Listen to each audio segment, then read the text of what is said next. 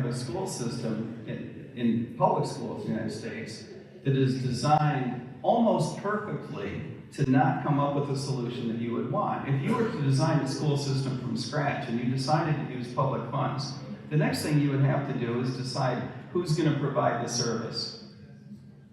There is no other service in America, with the possible exception of police officers, which is an industry that's almost as messed up.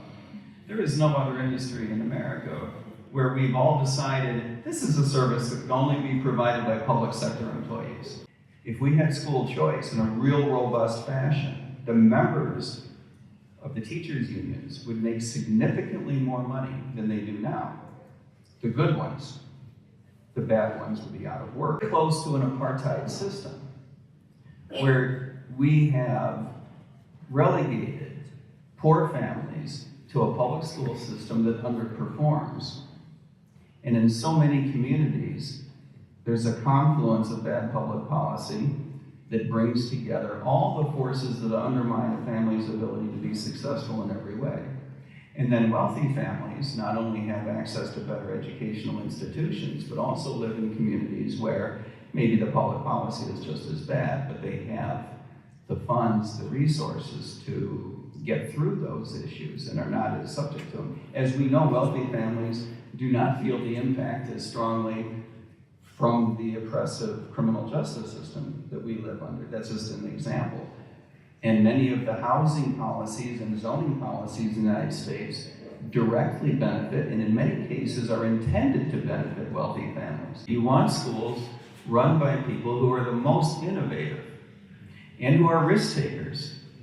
Our schools, especially public schools, a risk is the last thing they want to take, right? You need an entrepreneurial spirit. You need people coming into that industry who are willing to try new things. To try new things in terms of technology, but to try new things in terms of curriculum, and, by the way, try new things in terms of culture. There are any number of families these days who are less interested in their educational institutions. They're educating their kids because they don't feel like their values are represented, they don't feel like their culture is represented, they sure don't feel like their faith is represented. You need more choices, not just because it'll drive better education, but because it'll drive a cultural environment that better aligns with your particular interests. People take branding very seriously. They want to align with organizations providing services to their family, these organizations that align with your values.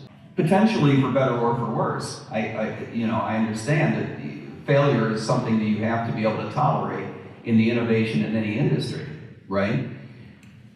But you cannot argue that public schools today are nothing but successful. Where the rubber really meets the road is whether your kid's getting a better education.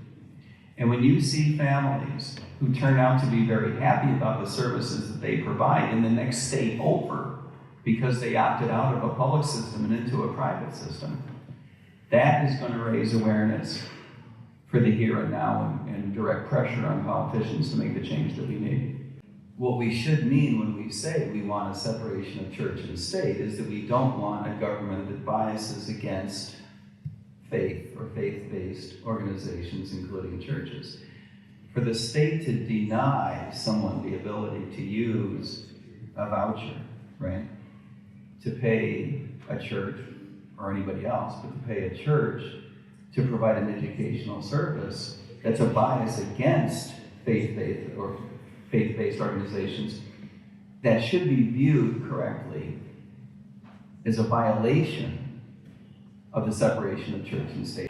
But here's the beauty of it that I don't believe the teachers' unions quite understand.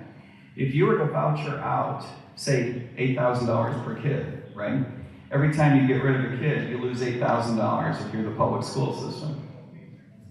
But right now, you're spending $17,000 per kid. That means for all the kids that are left in the system, there's more money per pupil than there was before.